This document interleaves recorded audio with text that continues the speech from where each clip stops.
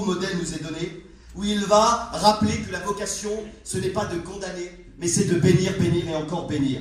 Le deuxième point qui est important, et on va rester sur ce point-là, parce que c'est un point très important pour nous, c'est l'exemple d'un homme de la Bible. Et je vous dis, cet homme, c'est important. Pourquoi c'est important? Parce qu'on n'aurait jamais misé sur cet homme comme on n'aurait jamais misé sur moi ou sur toi. C'est là où on voit le miracle de la grâce. Est-ce que vous êtes avec moi encore ce matin? Donnez-moi encore quelques minutes et on va au bout. Suivre le chemin de Jacob. Et Jacob, eh bien, c'est pas l'homme sur qui on aurait misé, lui. Je sais pas vous, mais Jacob, c'est pas l'homme sur qui on aurait misé. C'était un menteur, c'était un usurpateur, et au début, c'est pas l'homme qu'on a envie de suivre. Mais ensuite, Jacob va être l'homme qui va agir différemment pour voir des choses différentes. Et lorsqu'on commence à agir différemment, lorsqu'on commence à voir que ça marche pas, vous avez vu la pêche miraculeuse? Nous avons pêché toute la nuit sans rien prendre. C'est des pêcheurs de métier. Alors les profs qui savent tout. Vous savez ce phénomène où on dit toujours « Je suis d'accord, je connais, je sais, je suis au courant, t'as rien à m'apprendre. Moi je suis chrétien depuis tant d'années. » Oui, mais si ça marche pas, ben oui, t'as beau être chrétien depuis tant d'années, si ça marche pas, il faut changer ton fusil d'épaule. Quand ça marche pas, ça marche pas. Vous les reconnaîtrez à leurs fruits. Un homme qui fait des guérisons, un peu bizarre, mais qui fait des guérisons, vous pouvez faire ce que vous voudrez. Il prie peut-être différemment, vous n'êtes pas habitué, mais ce qui compte, il y a du fruit. Amen. Les malades sont guéris. Et ce qui est important, c'est de savoir comment faut prier, de quelle manière, quelle méthode, ou alors c'est quand on prie à la guérison. Qu'est-ce que c'est important? Quand on prie à la guérison. Et donc il faut être capable de savoir dire j'arrête, stop, j'ai été trop loin. Ça a été le cas de l'historique de la vie de Jacob. Je vais vous faire un petit dossier sur lui, vite fait. Mais il va falloir qu'il change son fusil d'épaule, cet homme-là. Et il va être un sujet de bénédiction pour les autres extraordinaire. Écoutez-moi, ce matin tout peut changer. Je vous dis ça pour vous bénir, parce que moi je crois pouvoir vous bénir. Je m'excuse, mais moi je suis convaincu pouvoir vous bénir. Dieu donne des ministères pour bénir. Et c'est pas grave si ça semble un peu arrogant. J'ai rien du tout, moi. Comprenez bien, aujourd'hui je sers avec mon petit foyer, on est à droite, on est à gauche. Moi j'ai rien à revendiquer. Moi je suis pas j'ai pas un métier, j'en avais un métier, croyez-moi, je l'ai abandonné pour Christ. Mais aujourd'hui je suis pas un homme, si vous voulez, extraordinaire dans le monde. Mais j'espère que dans le monde céleste quand même je suis reconnu. J'espère quand même pouvoir bénir avec ce que j'ai. J'espère être entré dans mon mandat. Et j'espère quand je parle que la mer se fend devant les problèmes. J'espère débloquer des situations. C'est ça bénir. C'est réussir à débloquer des situations bloquées, des situations enfermées depuis des mois, des semaines, et avec une seule parole, être capable de briser le cadenas sur la porte et d'enfoncer la porte pour entrer dans la bénédiction. C'est ça, entrer dans son mandat. Alléluia. Gloire à Dieu. Gloire à Dieu. Alléluia. Si l'Église arrive à reconnaître la portée, l'importance et la grandeur de son mandat, elle rentrera dans des domaines dont elle n'a jamais percé. Dieu veut te faire vivre des percées spirituelles que tu n'as pas connues. Dieu veut que tu marches sur les eaux comme tu n'as jamais marché. Dieu veut te faire vivre et expérimenter le miracle que tu n'as jamais vécu. Un miracle par jour. Et il veut que ça commence aujourd'hui. Il veut que ça commence aujourd'hui. Il veut que ça commence aujourd'hui. L'onction brise le joug. La foi brise les ténèbres. Et nous pouvons marcher et aller là où Dieu nous dit d'aller. Parce que nous le croyons. Parce que Dieu nous accompagne. Alléluia. Le dossier noir de Jacob, c'est parce que c'est un homme qui a usurpé. Donc je vous abrège. Vous le trouverez dans Exode 27, 28, 29, 30, 31. Vous lirez tous ces chapitres si vous voulez. Vous trouverez l'histoire de Jacob. Avec tout ce qu'il y a autour. Isaac, son père, Rebecca, sa mère. Et Ésaü, son frère jumeau. Et lui, il a un dossier noir terrible. Parce que c'est un frère jumeau. Et il va voler le droit d'aînesse, c'est-à-dire le droit d'aîné. Toutes les propriétés, toutes les bénédictions, il va les prendre à son frère. Donc c'est quand même un usurpateur. Puis, il va piquer la bénédiction de son frère. Il va se déguiser sur l'ordre de sa mère, mais il va le faire quand même. Il va se déguiser et prendre la bénédiction. C'est un menteur, c'est un voleur. Dieu fait rien avec ces hommes-là. Détrompez-vous. Puis, il apprend au départ de son frère, parce que Jacob, après avoir fait tout ça, Ésaü veut le tuer. Donc c'est légitime. Il lui a fait du mal. Son frère veut le tuer. Et je vais vous parler de ça, c'est très important. Restez fixés là-dessus. Très, très important. Il y a des dossiers noirs. de vrais dossiers noirs. Des dossiers noirs dans la vie de chacun. J'espère pour vous qu'ils sont fermés. Parfois, malheureusement, ils restent ouverts. Des dossiers noirs dans les couples. Où parfois la femme n'a pas pardonné certaines choses à son mari. Où le mari n'a pas pardonné certaines choses à sa femme. Dans les couples, parce que certaines souffrances n'ont pas été légitimisées. On n'a pas reconnu la souffrance. T'as été injuste avec moi et tu ne l'as jamais dit. Et on voit que les années passent, ils sont chrétiens tous les deux, une dispute. Et le passé de 10 ans en arrière revient à la surface. Quel drôle de dossier. Croyez-moi, celui-là, il est bien noir. Mais quand il remonte à la surface, il détruit tout. Les choses du passé qui habitent notre présent. Mais j'ai pardonné, c'est fini. Oui, mais quand tu te disputes, ça revient. Quand tu cries avec lui ou avec elle, c'est sur le tapis. Alors t'as pas pardonné. C'est un dossier noir ouvert. C'est la vie de Jacob. Et à ce moment-là, il y a aussi des problèmes dans le couple, il y a des problèmes dans le travail. Je vous dis ça pourquoi? Parce que parfois on doit des choses qu'on ne fait pas, qu'on ne rembourse pas, des dettes qu'on ne paye pas. Et c'est des réalités et ça met des blocages. Parce que nous ne sommes pas droits. Je ne parle pas des choses du passé qu'on ne peut pas résoudre. Moi je parle des choses qu'on peut résoudre. Des choses où nous avons le pouvoir de bénir. Et de montrer aux hommes dehors que l'Église est plus juste, et plus vraie, et plus amour, et plus authentique, et plus bénissante que tous les gens du dehors. L'image de Christ. Dans les relations amicales, t'avais des copains, t'avais des copines, et aujourd'hui tu te retrouves toute seule. Ou tout seul, mon frère. Parce que t'es trop égoïste. Parce que tu penses toujours à ton travail, à ton bien personnel. T'arrives à te bénir qu'à toi et à ton foyer, tes enfants. Mais quand il y a des gens avec toi, tu sais pas les bénir. C'est un problème. C'est un problème réel. Dans les relations familiales, avec les parents, les cousins, les cousines, des choses qui ne savent pas être réglées ce matin. Tu peux les régler et fermer le dossier noir pour toujours. Bénir afin d'hériter la bénédiction. Et Jacob va posséder une caractéristique de l'Église, on en vient, très importante, écoutez bien. Sa mère va lui dire, ton frère veut te tuer, Ésaü. Alors tu vas faire quelque chose, tu vas aller chez ton oncle. Et quand tu vas aller chez ton oncle, tu vas rester là-bas. Et lui qui était l'homme menteur, usurpateur, etc., eh bien là, tout ce qu'il va faire, il va bénir. Tout va prospérer dans ses mains. Dieu est en train de lui montrer que Dieu peut changer les circonstances. Tu es venu ce matin et tu t'es dit en venant, de toute façon, je viens, mais ça ne changera pas. Ça sera toujours pareil. Et Dieu te dit, ça va changer. Dieu est capable de changer les déserts en océan. Lorsque tu traverses la vallée de Baca, le psaume 84, il la transforme, action surnaturelle, en un lieu plein de sources, et la pluie la couvre de bénédictions. Ça tombe, un miracle par jour. Et là, il va impulser la bénédiction chez Laban. Il va faire quelque chose de plus grand encore. Il va tomber amoureux. Ça va être cru et déplacé. Mais il va être amoureux. Une flamme qui va naître, comme chacun d'entre nous. Un jour, une flamme naît pour quelqu'un. Un chrétien de préférence ou une chrétienne. Et là, à ce moment-là, il va tomber amoureux de Rachel. Et vous savez ce que la Bible dit, c'est que Laban, il va lui faire un mauvais coup. Il va lui dire, tu vas travailler 7 ans pour moi, et je te donnerai ma fille. Mais il a menti. Il lui a donné son autre fille. Alors, il a travaillé 7 ans encore. 14 ans. Écoutez ça. Et la Bible dit que Jacob travailla 7 ans, et ceci lui parut comme un jour. Alors moi, je lui dis, t'es un menteur. Pas vrai. Comme un jour. Il fallait qu'il l'aime, croyez-moi. Moi, je ne sais pas si j'ai aimé comme ça, mais j'aimerais bien. Il l'a tellement aimé que ça lui a paru comme un jour. Vous savez ce qui se passe quand on aime? On dépasse ses limites. On va au-delà. On fait des percées spirituelles. C'est ça qui se passe quand on aime. Quand on n'aime pas, c'est dur. Ah, j'arrive pas à pardonner, j'arrive pas à bénir, elle m'a fait trop de mal. Mais tu sais pourquoi? Parce que t'aimes pas assez. La Bible dit qu'il a déversé dans nos cœurs l'amour par le Saint-Esprit. Romains 5:5. L'amour de Dieu a été déversé dans nos cœurs par le Saint-Esprit. Une église qui vit. Acte 1:8, le Saint-Esprit est descendu sur eux. Où est-ce que ça commence le feu? Ça commence où? Eh bien, le feu, ça commence sur notre tête. C'est d'abord l'approbation. Il vint sur eux comme des flammes de feu qui se posèrent sur chacun d'eux. Acte 2. Et ils se mirent à parler en langue. Ça veut dire que la véritable signe de l'onction, de la bénédiction, de l'approbation de l'esprit passe par le message. Ça passe par la bouche. Tu veux bénir, mais tu sais pas bénir. Il manque une flamme de feu sur ta tête, crois-moi.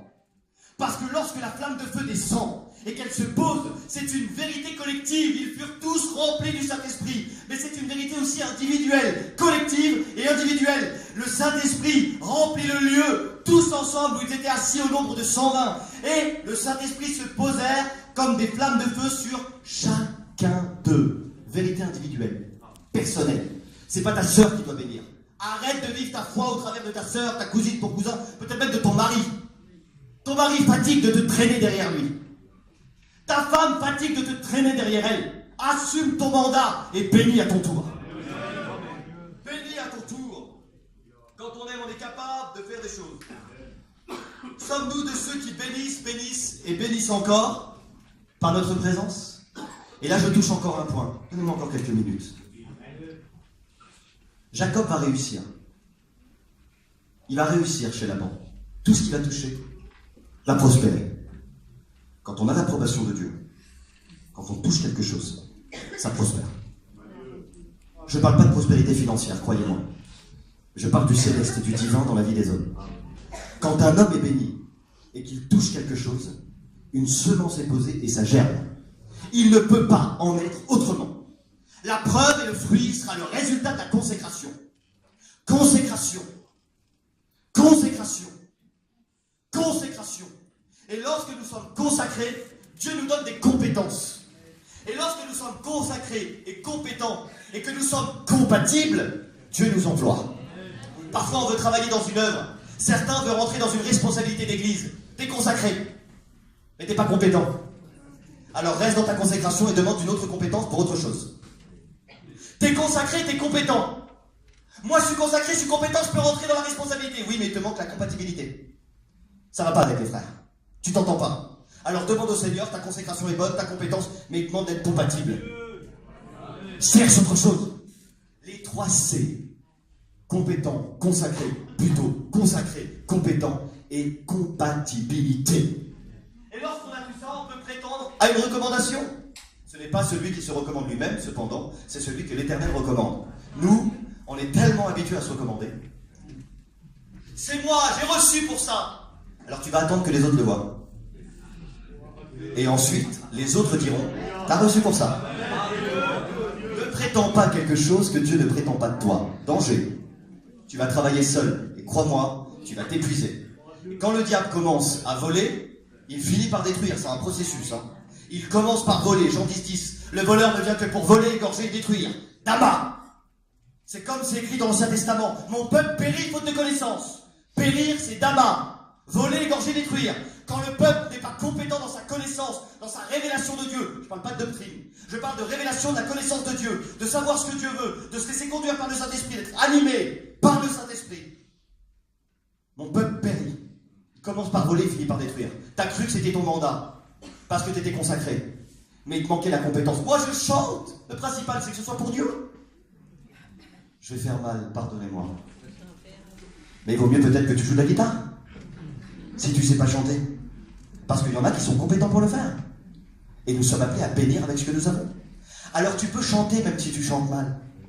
Mais si tu dois rentrer dans un mandat, fais-le avec des compétences. Et tu verras, les autres le reconnaîtront. Et ça se passera beaucoup mieux pour toi. Et lui, il avait la compétence de bénir. Jacob va réussir. Et vous savez ce qui se passe quand on réussit? Écoutez bien ce qui se passe quand on réussit. Heureusement que je ne fais pas un peu plus de poids parce que c'est incroyable comme je transpire. Imaginez-vous ce qui se passe quand on commence à bénir les autres. Vous savez ce qui se passe? On excite la jalousie des autres. Vous avez vu dans certaines églises? Alors je ne parle pas d'ici parce que je ne la connais pas. Et à ce que j'ai compris, c'est la meilleure église du monde. Je veux bien croire, vous êtes une belle église. Mais quand on commence à rentrer dans des compétences, des capacités, la consécration, la compatibilité, eh bien il s'élève de la jalousie. Et là, Jacob va bénir chez son oncle Laban. Mais ses fils à Laban, vous savez ce qu'ils vont faire? Ah non, hein! Il a pris tout ça à mon père! Mais c'est le résultat de son travail. T'as compris? Lui, il rentre là, c'est parce qu'il a été infiltré par là, t'as compris? Il a été privilégié. Et si c'est parce qu'il est compétent? Il n'a pas le droit, lui.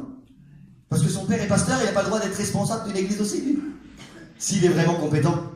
Et si c'est Dieu qui l'a appris à le faire, Dieu a le droit aussi de donner des mandats, même si on ne les comprend pas. Tarzan m'a dit un jour, Jonathan, si tu ne comprends pas, ne sois pas le problème. C'est pas parce qu'on ne comprend pas que Dieu n'est pas là. Attention, dit Gamaliel. Attention, comme pour le Cossack. Si cette œuvre vient des hommes, elle se détruira. Mais si elle vient de Dieu, ce sera la plus grande organisation spirituelle de toute la Fédération protestante de France. Et lorsque Dieu est à l'œuvre, personne ne l'arrête, sinon nous. Nous pouvons nous arrêter et arrêter Dieu, malheureusement, si nous sortons du cadre et si nous recommençons par le doute à enfermer Dieu dans une boîte. Jacob réussit. La réussite suscite de la jalousie. Ah, elle n'est pas énervante, ta sœur, là-bas, elle fait que prophétiser. Tu dis ça parce que tu n'as pas reçu ton prophétie. Il n'est pas énervant, le frère, à toutes les réunions, il prie. Mais si tu es timide, abandonne ta timidité et prie aussi. Et tu verras que Dieu bénira au travers de toi. Elle fait des petites panières là-bas. Moi aussi, je voudrais bien le faire, c'est toujours la même. Mais si elle l'a reçu, cherche ton mandat et fais autre chose. Et travaille avec elle. Entrons dans son mandat, dans notre mandat, dans notre service. Et Jacob va lui dire à Laban, regardez bien, on arrive à la fin. Tu sais toi-même comment je t'ai servi. Il parle à son oncle. Et ça, il faut qu'on fasse une parenthèse, je suis obligé. Tu sais comment. Il n'a pas dit avec quoi. Il a dit comment. L'état de cœur. Plus important que ce qu'on fait. Vous avez vu la veuve? Comment donner plus à Dieu selon Dieu? Comment donner plus à Dieu selon Dieu? Tout le monde a mis dans la panière, tout le monde a mis dedans, tout le monde, des plus riches, ils ont mis des sommes extraordinaires, extravagantes. Elle arrive avec 2 petites pièces. Et quand elle donne les 2 petites pièces, Jésus dit, elle a donné plus que les autres. Pourquoi? Eh bien, vous savez pourquoi? Comment donner plus à Dieu selon Dieu? Parce qu'elle a donné tout. Les autres ont gardé certaines choses. Vous savez, ces combats récurrents qu'on garde, ces idées récurrentes qu'on garde, son caractère. Ma mère était comme ça, moi aussi je suis comme ça. Mon père était comme ça, moi aussi je suis comme ça. Mais ça t'empêche de bénir ton foyer. Il y a des maris inconvertis qui ne se convertissent pas à cause de ça. La femme trop impulsive, trop colérique. Oui, mais mes parents étaient comme ça, alors moi je suis comme ça. Oui, mais ton père dans le ciel, il n'est pas comme ça, lui. Alors tu peux changer quand même. Pour la gloire du maître, tu peux changer quand même. Ça vaut le coup. Moi, Seigneur, je meurs. Je veux changer encore. Lâcher prise et laisser Dieu nous faire entrer dans ses bénédictions. Tu sais comment je t'ai servi. Et ce qui était ton cheptel, c'est-à-dire tout ce que tu avais, est-ce qu'il est devenu grâce à moi? Et là, je touche un autre aspect. Tu rentres avec ta campine et t'arrives dans un endroit. T'arrives, c'est le premier jour. Tu places ta campine. Et lui, vous venez d'arriver. Il y a un petit foyer qui est là. Et le petit foyer, il est juste à côté. Et il se dit, regarde, c'est des chrétiens. On s'en sort pas, on a plein de problèmes, ils vont nous aider. Ils sont arrêtés juste à côté de nous, ils vont nous voir. C'est le premier jour, lui, il part chouiner. Sauf qu'au lieu de revenir à midi, il revient à 5 heures. Alors les petits chrétiens, ils se disent, mais c'est normal. C'est le premier jour. Elle a nettoyé sa campine à fond. Ça brille dehors d'elle. C'est normal, ils viennent d'arriver, ils ont fait de la route, il y a de la poussière. Faut nettoyer. Le deuxième jour arrive. Maintenant, il faut faire les caissons. L'intérieur. Moi, je dis ça parce que ma femme et ma fille connaissent aussi ça. Mais ils sont pas comme ça. Moi, je veux pas qu'ils soient comme ça. J'ai le droit de leur demander de pas être comme ça, ils ne le sont pas en plus. Et puis ça nettoie encore. Et ça parle de Dieu. Mais entre deux chiffons. Ça parle de Dieu. Excuse-moi ma soeur, j'ai plein, mais assieds-toi, vas-y, hein, je continue, vas-y. La petite soeur Linda, elle est gênée, elle voudrait lui dire plein de choses, mais elle voit qu'elle est trop occupée. Et le mari qui est à côté, il attend qu'il revienne de la Chine, mais il n'a pas trouvé. Alors il revient encore à 5 heures, à 6 heures. Du temps pour nous, pas de temps pour Dieu. Je sais de quoi je parle. Parce qu'il y a quelques temps en arrière, moi, je suis rentré dans un métier où je gérais énormément de magasins. Je négociais pour plus de 37 Leclerc, avec des directeurs marketing, etc. Un grand plan du diable. J'étais passé à côté du mandat que Dieu m'avait donné pendant une période. Il a fallu que je me repositionne. Il a fallu que je dise stop et que je dise non. Et tant que je ne l'avais pas fait, Dieu ne travaillait plus avec moi. Ah, je prêchais comme plein de pasteurs. Mais j'étais préoccupé et occupé par toutes mes affaires personnelles. Mon job, c'était mon travail. Et à la suite, j'étais un peu pasteur. Aujourd'hui, mon job, c'est d'être pasteur. Et à la suite, on verra bien ce qui s'ensuit. À chaque jour, mon miracle. Et Dieu le fait pour moi, croyez-moi. J'ai refusé des choses dans le monde, volontairement. Volontairement. Volontairement. Aujourd'hui, je pourrais être à la tête d'un grand magasin avec plein. J'avais tout. Et j'ai dit non. Ça m'a coûté. Mais si vous saviez quelle part de bénédiction Dieu nous a donnée à ma femme, ma fille, elle a 14 ans, elle va sur ses 15 ans, elle s'est baptisée l'année dernière. Et après, elle nous chantera un beau cantique à la gloire du Seigneur. On travaille pour Dieu. On a fait une tournée d'hiver avec Nessine, Vira et son petit foyer aussi. Et on a vu des portes s'ouvrir devant. Et nous avons volontairement fermé des portes derrière. Et on a brûlé les ponts. Pour plus jamais y retourner. Et Dieu a placé des bénédictions devant. 3e jour, 4e jour, 5e jour, le camping est là. Et puis là, c'est lundi, il faut qu'il reparte. Et le petit foyer est resté à vide. Oh, si c'est pas eux, c'est un autre. Dieu se servira de qui veut. Non. Tu avais prévu de se servir de toi. Ce ne sera pas un autre. C'était Moïse, et après Moïse, c'était Josué. C'était pas un autre. Et croyez-moi, lorsque les hommes ne prennent pas leurs responsabilités, on rendra compte à Dieu de ce qu'on n'a pas fait. Dieu ne se servira pas de quelqu'un d'autre. Il se servira de ceux qu'il a choisis, au moment qu'il a choisi, avec l'onction qu'il leur a donnée. Dieu en attend de nous. Tu sais que quand je suis arrivé, tu avais bien peu de choses. Genèse 30 au verset 29. Mais que depuis que je suis arrivé, tes biens se sont considérablement accrus. Ah, quelle beauté! Quand on part d'un endroit et que les gens disent, quand vous êtes arrivé, il n'y avait rien. Mais quand vous êtes parti, qu'est-ce que vous avez laissé derrière vous? Ah, ça vaut plus que tous les dollars ou tous les euros que vous voulez. Plus que toutes les pièces, les maisons en pierre et en granit. Si vous saviez quel honneur de travailler à la gloire de Dieu. Pas simplement avec notre tête, mais aussi avec notre cœur et avec nos pieds. Que ça bouge encore et que ça bouge encore pour bénir et encore bénir. Et puis là, il y a quelque chose et on va terminer maintenant. Il a béni là-bas. Et c'est très important et je vais terminer par cette note. Je ne vais pas aller plus loin. Voilà que Dieu va lui parler, il va dire, écoute, t'es bien gentil. T'as béni ton oncle. T'as fait prospérer. Mais t'as laissé un dossier noir derrière toi. C'est Dieu, c'est pas moi qui le dis. Hein. Alors maintenant, dans Genèse 32:10 et 32:14, il dit, tu vas retourner en arrière et tu vas rentrer chez toi. Ah, bah oui, c'est facile de bénir ailleurs que chez soi. Hein? Vous savez, ceux qui bénissent toujours les autres, mais qui ne savent pas être un sujet de bénédiction dans leur propre maison. Ils vont bénir des foyers à droite, à gauche. Ils vont travailler pour Dieu, dans ou en dehors du service. Ils font, mais chez eux, c'est une calamité. Et vous savez pourquoi? Parce qu'ils savent bénir tout le monde. Mais ils n'ont pas appris à bénir chez eux. Moi, je vous parle de quelque chose que j'ai déjà expérimenté. Moi, j'ai prêché, j'avais 18 ans. Alors, croyez-moi, souvent, j'ai été droit devant et j'ai laissé ma femme loin derrière. Je vous parle de ma propre expérience. Je ne me monte pas et je ne me positionne pas en juge. Hein. Je vous parle de quelque chose que j'ai moi-même expérimenté. Je me mets à découvert devant vous. Comme ça, je vous encourage à faire comme moi. Il y a des moments donnés où Dieu m'a dit, maintenant, tu vas arrêter. Tu lâches. Et tu vas bénir d'abord chez toi, mon ami. Et quand tu auras appris à bénir chez toi, tu auras mon onction pour travailler chez les autres. Parce que travailler pour Dieu partout, c'est facile. Mais travailler avec Dieu partout, c'est pas si facile que ça. Il y a une différence entre travailler pour Dieu, faire pour Dieu, mettre des chaises, faire plein de choses pour Dieu, remplir des salles, faire des concerts de louanges, d'adoration pour Dieu, oui. Mais si Dieu n'y est pas, ça sert à quoi? À rien. Il nous faut voir Dieu. Et pour voir Dieu, il nous faut nous placer de son côté. Et quand on se place du côté de Dieu, on voit des choses qu'on n'a jamais vues. On fait des choses qu'on n'a jamais faites. Et Dieu, non seulement travaille avec nous, mais aussi par nous. On devient très puissant, croyez-moi. Là, la Bible dit que si vous demandez quelque chose, vous avez cette assurance auprès de Dieu. Parce qu'il n'y a plus rien qui nous condamne. Vous savez ce que je fais tous les jours, moi?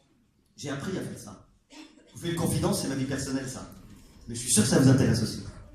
Vous savez ce que je fais tous les jours, moi? Je ferme de nouvelles portes derrière moi. Avec ma femme. on discute, on parle. Et chaque jour, j'apprends à fermer encore des portes dont j'avais pas conscience et que peut-être j'ai laissées ouvertes. Quand elles se ferment, de nouvelles s'ouvrent encore devant nous. Plus nous fermerons les portes à l'ennemi derrière, plus Dieu en ouvrira devant pour nous. Dieu va ouvrir des portes sur ta vie, ma sœur, sur ton foyer. Dieu va ouvrir des portes sur ta vie, sur ton service. Dieu va refaire descendre le feu qui descend du ciel. Je dis souvent lorsque je prêche sur le feu, à quoi servirait l'autel sans le feu? Élie. Ben, c'est rien, c'est un édifice religieux. Une église sans feu, c'est quoi? Ben, c'est une structure de pierre avec plein de monde dedans. Un buisson sans le feu, c'est quoi? Un arbre sec, ça pique. Vous avez vu, on s'approche de certaines personnes, c'est des buissons, il n'y a plus le feu dedans. On leur parle, ils nous font mal. On s'échappe. Ils sont redevenus méchants. Ils n'arrivent plus à aimer. Ils n'arrivent plus à bénir. Oh, c'est pas parce qu'ils ne sont pas sauvés. C'est parce qu'ils n'ont plus le feu. Il faut que le feu revienne.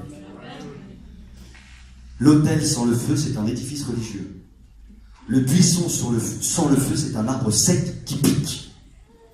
Le peuple de Dieu sans la Shekinah, sans le feu, qui le conduit dans le désert, le jour et la nuit, c'est un peuple sans direction et sans orientation. Il ne sait pas quoi faire, il ne sait pas ce qu'il fait, il n'a pas de vision, il ne voit pas clair. Il voit, mais il voit des pailles partout dans les yeux des autres alors qu'il a une poutre comme ça dans son œil. Quand il n'y a plus le feu, on ne voit plus bien. Il nous faut le feu pour voir clair. Et Jacob, pour terminer, va décider de mettre en place un modèle évangélique. Je vous épargne tous les textes parce qu'il est trop tard. Mais il s'est passé quelque chose dans la vie de Jacob. Dieu va lui dire, Jacob, maintenant, tu as béni là où tu es. Tu pars avec ton camping, tu vas bénir à des endroits, mais au milieu de ta famille, tu n'as pas été un sujet de bénédiction, tu as eu des problèmes que tu n'as pas réglés. Tu vas retourner dans ta famille là-bas. Bien sûr, avec l'aide de Dieu. Tu vas te mettre à part d'abord, tu vas prier, tu vas faire descendre le feu, tu iras bénir ensuite. Ne vous éloignez pas de Jérusalem jusqu'à ce que vous ayez reçu. Et quand vous aurez reçu, vous donnerez. Et 3000 âmes se convertissent. Donc ça veut dire que sans le feu, on ne peut pas, mais avec le feu, on peut tout. Rien n'est impossible à Dieu. Tu vas régler les dossiers noirs. Tu vas fermer la porte au diable. Parce que croyez-moi, la Bible dit ne laissez pas accès au diable. Parfois, il envoie des flèches et ça nous touche. Et on n'est pas bien, oh, Dieu m'envoie une épreuve. Non, c'est le diable qui a tiré sur toi parce que tu as laissé les portes ouvertes. Tu dois les fermer. Et quand tu les auras fermées, le feu va descendre et tu verras, tu vas aller plus loin. Et à ce moment-là, Jacob va prendre la décision de bénir. Bénir et encore bénir. Et il va faire quelque chose d'extraordinaire. Et j'en viens à la fin. Dieu lui dit maintenant, tu repars chez toi. Mais il lui dit juste ça. Il lui dit pas comment faire. Mais il lui fait une promesse. Il dit, je serai avec toi. Et je vais multiplier tes générations. Donc il y avait une promesse sur la vie de Jacob. Et Jacob, il va retourner en arrière. Et il va prier. Devant une situation difficile, la première des choses qu'il faut faire, c'est d'abord prier.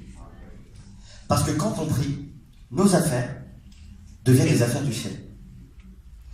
Je vais vous faire une petite parenthèse très importante. Moi, je peux vous en parler parce que j'ai un de mes oncles qui est malheureusement aujourd'hui en prison. On lui envoie quelques versets, quelques petites choses.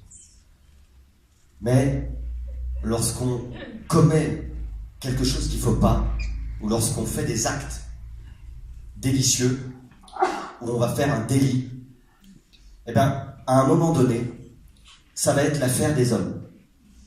Et puis, il y a le tribunal qui va s'en mêler, la police judiciaire, les avocats, les tribunaux, la police scientifique parfois, tout le monde va faire en sorte que cette affaire, où il y a eu un délit, quelque chose de délictuel, jusqu'à ce que cette affaire soit résolue. Et tout le monde va se mettre en marche. Il faut, parce que c'est l'affaire des hommes. Vous savez que quand une situation est confiée au ciel, elle devient l'affaire du ciel. Le Père s'en occupe, le Fils s'en occupe, le Saint-Esprit s'en occupe. La nation angélique, les anges, dont il est écrit dans l'Hébreu, qui exercent un ministère particulier en faveur de ceux qui doivent hériter du salut. Dieu met tout en place pour que cette affaire soit résolue. Et lui, il le sait.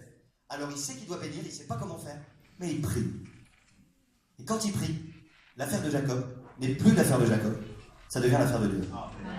Et croyez-moi, ça fait une différence. C'est pour ça qu'il faut toujours prier pour tout. Et ne jamais se précipiter. Vous avez un enfant malade, vite, vite, on va aux urgences. Non. Place-le dans l'affaire de Dieu d'abord. Ensuite, tu iras et tu feras ce que tu veux. Mais place d'abord dans l'affaire de Dieu. Parce que quand Dieu prend en main une affaire, il s'en occupe. Il s'en occupe. Et à ce moment-là, Jacob retourne en arrière et il va mettre en place une stratégie. Et je termine. Il va appeler ses serviteurs et il va dire, va voir mon frère Ésaü.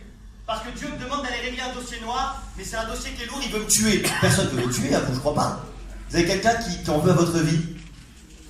Non. Donc c'était très dur. Et pourtant, il a réussi à pardonner et à bénir.